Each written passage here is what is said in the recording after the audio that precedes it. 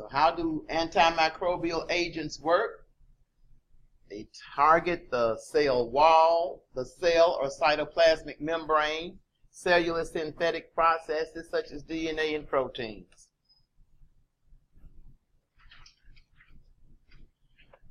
So when we get damage to the cell wall, it blocks cell wall synthesis, it digests the cell wall, and breaks down the surface of the cell wall. A cell with a damaged cell wall is fragile and becomes lysed easily. Detergents and alcohols disrupt the cell wall.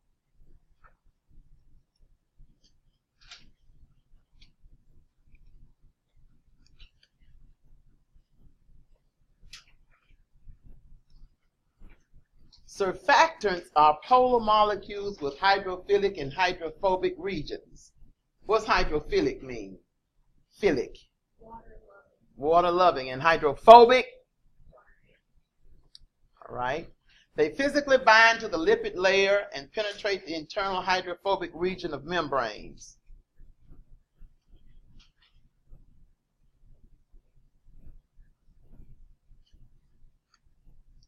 So the mode of action of surfactants on the cell membrane, name a surfactant. What is an example of a surfactant?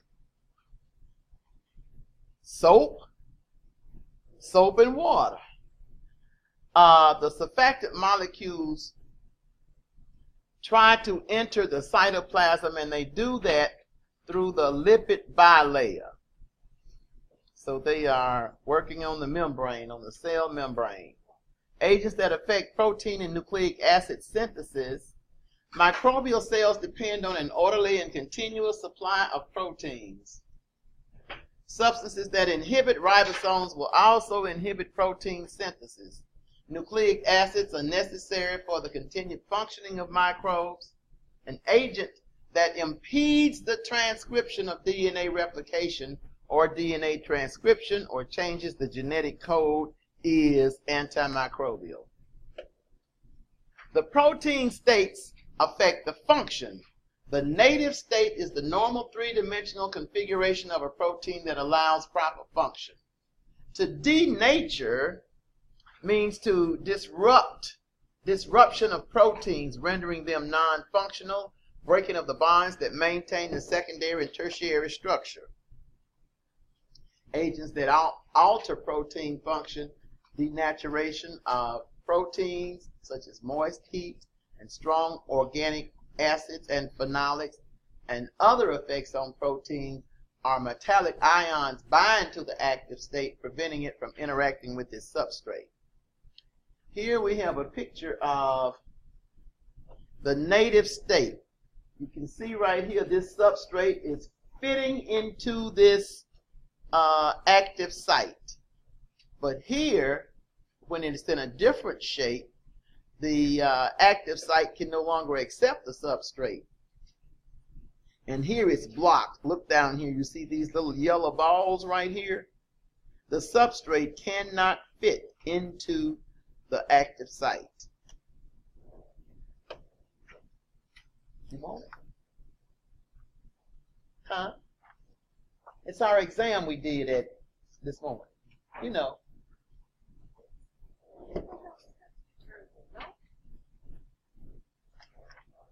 So, what is disinfection on a living surface? Answer these questions. Anybody? Antisepsis. If we were to put the following in order from most resistant to least resistant, what is the hardest microbe to kill? Endospores. So you know, they're looking at these things right here. Fungal spores, protozoan cysts, gram-positive bacteria, and prions. The one that would produce endospores would be the gram-positive bacteria. So that would be, the endospores of it would be the hardest. Then we have fungal spores, cysts, and prions. The difference between bactericidal and bacteriostatic agents. Bactericidal means to do what? The suffix side, C-I-D-E, C-I-D-A-L, means to kill. And static, something that's bacteriostatic, what does it do? Stops the growth. All right. What are some factors that affect the microbial death rate?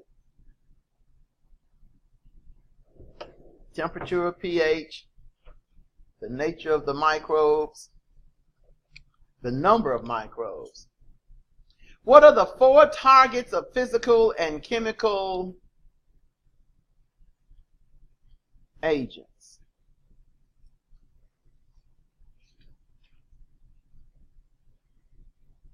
What are those targets? What are the 4 targets of antimicrobial agents?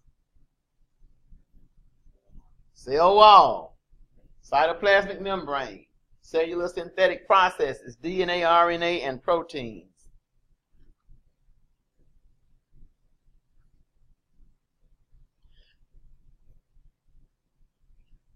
Heat is the most widely used method of microbial control, physical control. Other methods are radiation, filtration, ultrasonic waves, and cold. Moist heat, we already talked about that. Hot water, boiling water, steam. Dry heat, air with a low moisture content that's been heated by a flame on an electric heating coil. The temperature ranges from 160 degrees Celsius to several thousand degrees Celsius. And we know that dry heat, what do we get from dry heat? Do we get disinfection or sterilization? Sterilization. At high temperatures, dry heat oxidizes cells and burns them to ashes. Here's a comparison of times and temperatures to achieve sterilization with moist and dry heat. So, we have a temperature here, like for instance, with dry heat, it's anywhere from 121 to 170 degrees Celsius. And it takes from 600 minutes all the way down to 60 minutes. With moist heat, the temperature is between 121 and 134 degrees Celsius, and it takes from 3 to 15 minutes. Heat resistance and thermal death. Bacterial endospores exhibit the greatest resistance to disinfection methods. What is the hardest one to get? Bacterial endospores. They exhibit the greatest resistance. Destruction of spores usually requires temperatures above boiling, and their resistance varies. Vegetative cells vary in their sensitivity to heat. We have 2 terms, thermal death time and thermal death point. The thermal death time, remember this because I'm going to ask you at the questions at the end of this section, is the shortest length of time required to kill all test microbes at a specified temperature. Thermal death point is the lowest temperature required to kill all microbes in a sample in 10 minutes. So take a moment to look at those 2 definitions. Thermal death time, shortest length of time required to kill all test microbes at a specified temperature. Point is the lowest temperature required to kill all microbes in a sample in 10 minutes. Here are some examples of boiling water and pasteurization, steam under pressure. Moist heat methods, when we finish with our tubes and our glass tubes and some other materials that we use in lab, our lab coordinator comes and cleans them and autoclaves them. That is moist heat. Incineration in hot air. The effects of cold. It merely retards the activities of most microbes. Some microbes are killed by cold temperatures. Most are not adversely affected by gradual cooling, long-term refrigeration, or deep freezing. Can you ever get, once you refrigerate something and leave it in the refrigerator for 3 weeks, can it get mold? Yes. So does refrigeration kill the microbe? No. It only retards it. Desiccation is the dehydration or the drying out of vegetative cells directly exposed to normal room air. Some delicate pathogens can be killed by desiccation. Some pathogens can be preserved upon desiccation. Desiccation can preserve foods because it reduces the amount of water available to support microbial growth. What is a desiccated food that you like? I like dried bananas. I like dried pineapples. Some people like beef jerky. Name another example of a desiccated food. Thank you. Lyophilization is a combination of freezing and drying. It's a common method of preserving microbes and other cells in a viable state. Pure cultures are frozen instantaneously and exposed to a vacuum that removes water. Here we have radiation as a microbial control agent. I think I already asked you what was the lady's name who discovered the structure of DNA, and she died because she had too much what? Radiation. And so, can you have an x-ray every day? Would the doctor ever recommend that for you? No. Too much radiation will kill you. You'll end up like Rosalind Franklin. What were the two men's names who took her Nobel Prize? Watson and Crick. Yeah, Crick, somebody. All right. Watson and Crick. Thank you for trying. Radiation is energy emitted from atomic activities and dispersed at high velocity through matter or space. Radiation suitable for microbial control includes gamma rays, X-rays, and ultraviolet radiation. Where do we get UV rays from? Sun. Can I get just as much on the beach, lying on the beach under the sun, as I can on my back porch in the sun? It's the same sun, right? Irradiation is bombardment of microbes with radiation. Ionizing radiation ejects orbital electrons from an atom, causing the ions to form and causes the most damage to proteins. Non-ionizing radiation excites atoms, raising them to a higher energy state, and it leads to the formation of abnormal bonds within molecules such as DNA. Cold sterilization is another ionizing radiation. Irradiation is one type. It's used for materials sensitive to heat or chemicals. Pictures of radiation methods. Ionizing radiation, gamma rays and X-rays. Ultraviolet radiation ranges from 100 nanometers to 400 nanometers. Most lethal from 240 to 280 nanometers, and it peaks at 260. A germicidal lamp. We're going to be doing a lab using a UV light. It's a germicidal lamp. It's not as penetrating as ionizing radiation. You're going to put a top or a sheet to cover half of a specimen in a Petri plate, and the half that's covered won't get the UV light, and then you look at the results. The effects of UV radiation, initially absorbed by DNA, they form pyrimidine dimers. This is one of the questions at the end, so focus on it right now. Initially absorbed by DNA, UV radiation forms pyrimidine dimers. It's abnormal linkages between the adjacent pyrimidines, that's thymine and cytosine. It interferes with normal DNA replication and transcription and leads to inhibition of growth and death. Then we can have decontamination. What's another word for decontamination? Sanitation. Is it correct to say sanitation or sanitization? Both are acceptable. They are both in this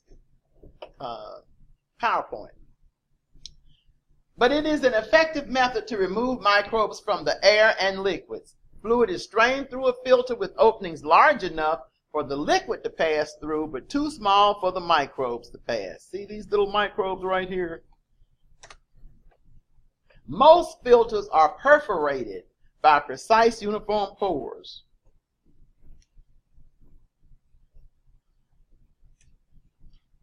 Some applications of filtration used in liquids that cannot withstand heat. Alternative method for decontaminating milk and beer. It's an important step in water purification. It's an efficient means of removing airborne contaminants. Now, when you all begin to figure out what your project, your group report is going, what is the title of it? What is it going to be? What are you going to do your report on? There is a list of choices for you in Blackboard. You can choose. One that's not there, if somebody would take us through the steps of water purification, that would be interesting, because you'll see many applications of filtration. The sewer water, you know what's all in the sewer, right? Your feces. How does that eventually become drinking water? Filtration systems. If you could take us through that, your group of 3 people, that would be a great topic. Any other topic in microbiology that you want to do, that you're interested in, just tell me. And you can do it. Therefore, you'll be more interested in it because it's something that you want to do. But there are some, there's a whole list of them where? On Blackboard. Let's just say next week the last week of this month? Yes, it is. So I'll pass you out your sheet that shows who are the 3 people in your group and what is your subject, what is your topic. And you're not going to actually do the presentation until November. So that gives you 2 months to work on it, doesn't it? Osmotic pressure, adding large amounts of salt or sugar to foods creates a hypertonic environment. It causes plasmolysis in bacteria. Plasmolysis. What are we talking about? Plasmolysis? All right. Breaking in the plasma. It makes it impossible for microbes to multiply. Cured meats are treated with high salt concentration so they can be kept for long periods without refrigeration. High sugar in jams and jellies has the same effect. But I can't have it because that also has a high effect on my blood sugar. Lower temperatures can be used with dry heat. Oh, this is a kind of nonsensical question. Number 2. The lowest temperature required to kill all of the microbe in a sample in 10 minutes is the... All right. Thermal death point. Cold merely retards the growth of most microbes. True, false? Filtration is not a method of sterilization. False. Ultraviolet radiation produces what? Say it. Pyrimidine dimers.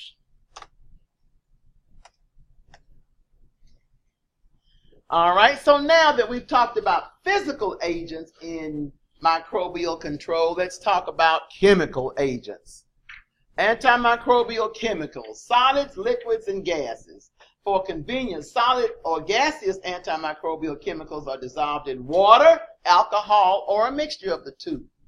Aqueous solutions contain pure water as the solvent, and tinctures, like a tincture of iodine, antimicrobial chemicals dissolved in pure alcohol or water mixtures.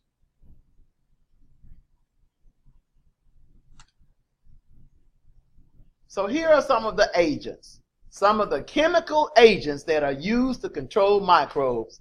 chlorine, phenolics, chlorhexidine, alcohols, hydrogen peroxide that's stabilized. Chlorine, its toxicity, chlorine gas is highly toxic, and a solution irritates the skin. We have chlorine in our swimming pools, don't we? Is it enough to irritate the skin? No, it's a very, very low amount.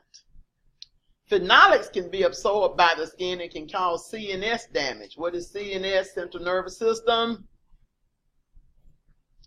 But they target bacteria, viruses, and fungi. Now, chlorine is so that it will actually act as a sporicidal. It will kill the microbe slowly. Alcohol is used, targets most bacteria, viruses, and fungi.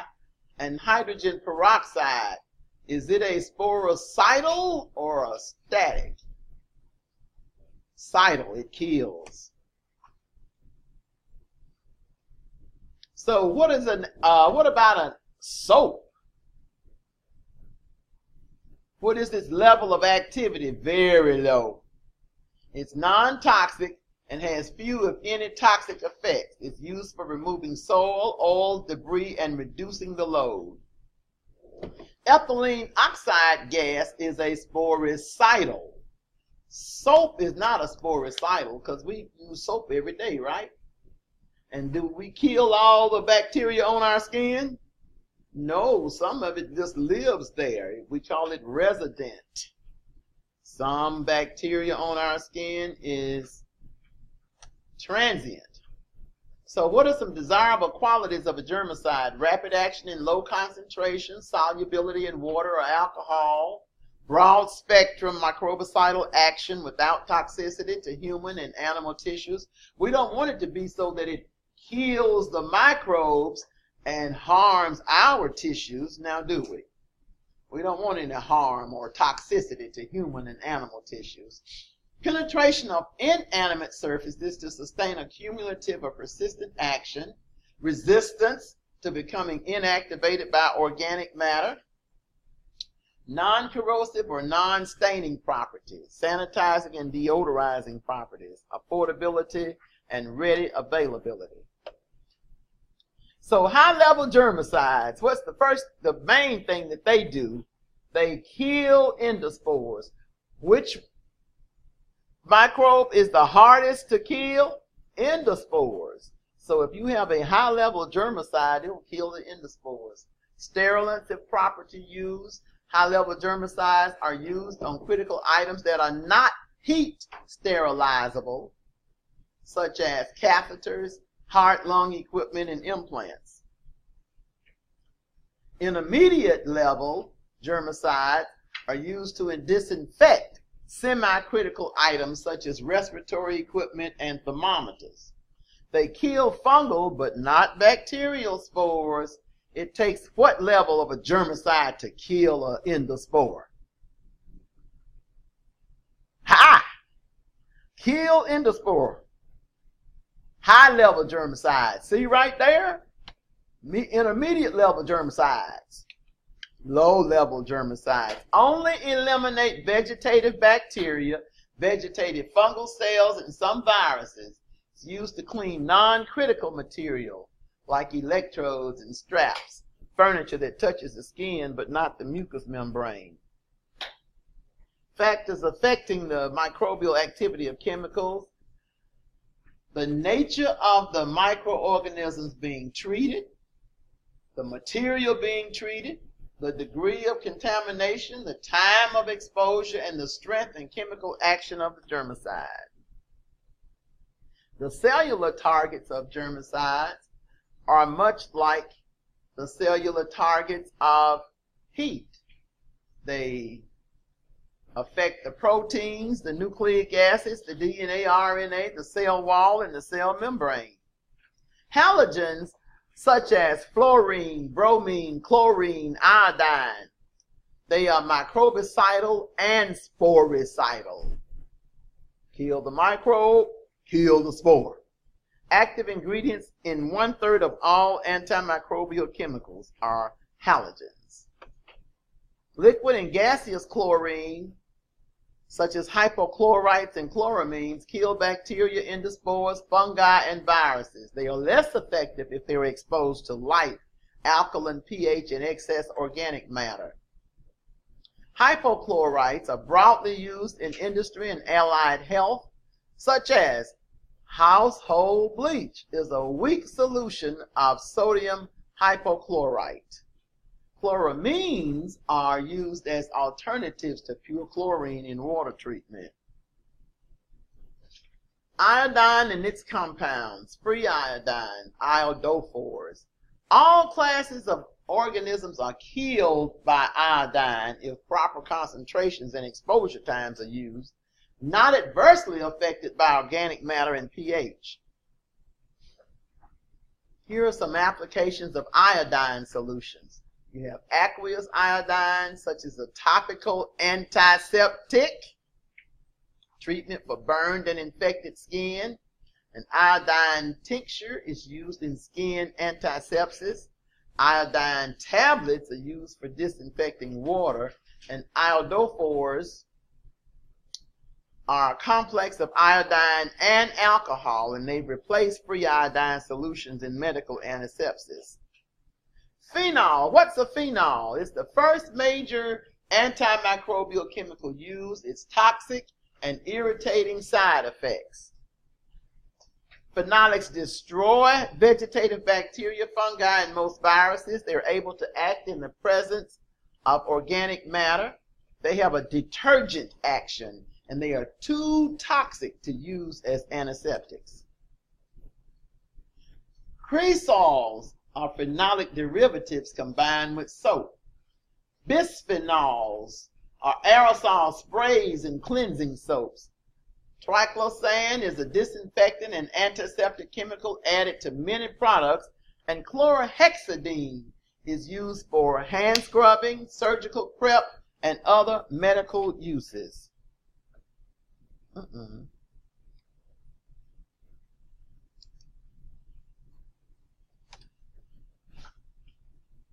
Alcohols as antimicrobial agents. Only ethyl and isopropyl alcohol are appropriate for microbial control.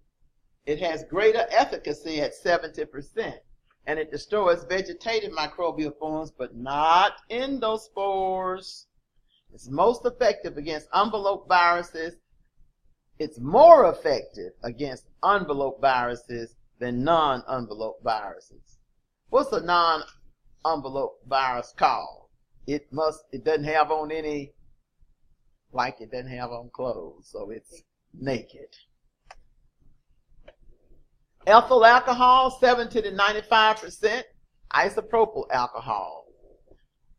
With ethyl alcohol, skin degerming and disinfection of some types of medical equipment, and the evaporation rate limits its effectiveness. You put some alcohol on you, it dries quickly, doesn't it? It doesn't. What kind of alcohol you use? All right. Hydrogen peroxide has germicidal effects that are due to toxic reactive oxygen. It's a bactericidal, a virucidal, fungicidal, and sporicidal at high concentrations. As an antiseptic, the skin and wound cleansing, bed sore care, and mouthwashes.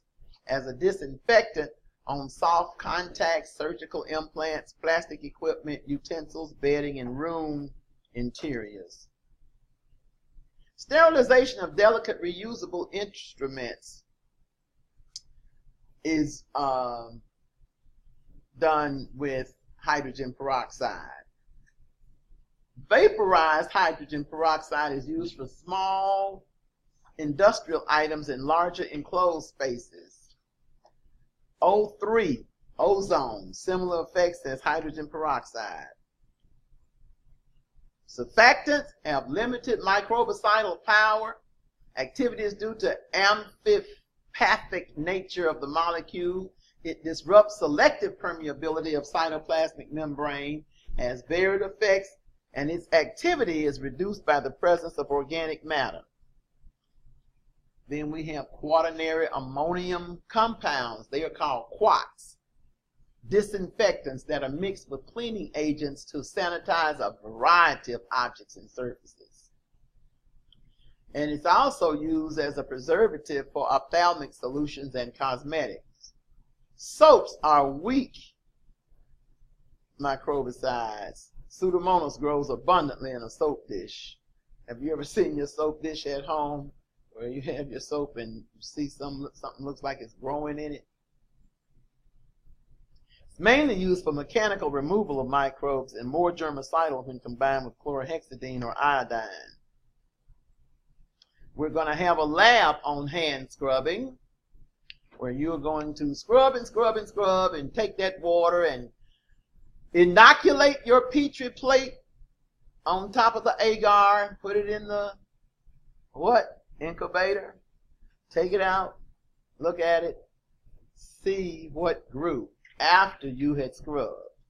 And it doesn't matter if you scrub, you can scrub 20 minutes and it won't get rid of any more microbes than if you just scrub 2 minutes, 3 minutes.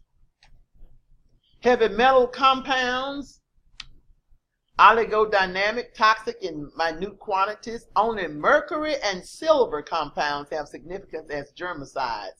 Some drawbacks are toxic to humans if ingested, cause allergic reactions, neutralized by biological waste, and microbes can develop resistance to these.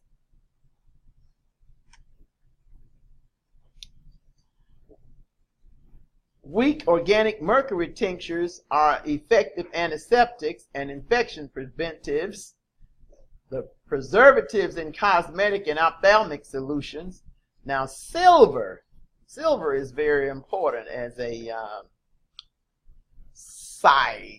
as a killer of microbes. Silver nitrate is a topical germicide. Silver sulfadiazine is burn treatment. Pure silver is incorporated into catheters. Colloidal silver is a mild germicide, and silver ions are incorporated into hard surfaces and textiles. Then we have aldehydes and germicides. Formaldehyde. What is formaldehyde used in that we normally think of? Anybody ever worked at a funeral home? Huh? Some people have. Glutaraldehyde is rapid, broad spectrum, accepted as a sterilant, and orthophthaledehyde.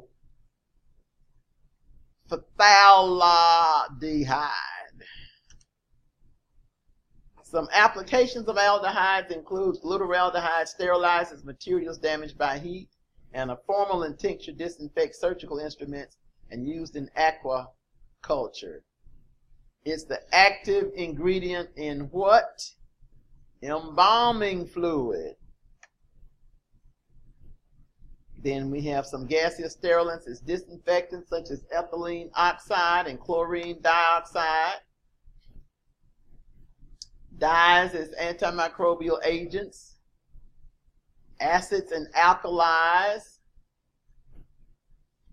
There are some negative effects of antimicrobial chemicals in household products. They are, triclosan is excreted in the urine of 75% of Americans. Detectable levels in groundwater sources. It degrades into dioxin-like compound when exposed to sunlight, posing risk to the environment in plants and animals. It promotes a resistance to triclosan and other antibiotics.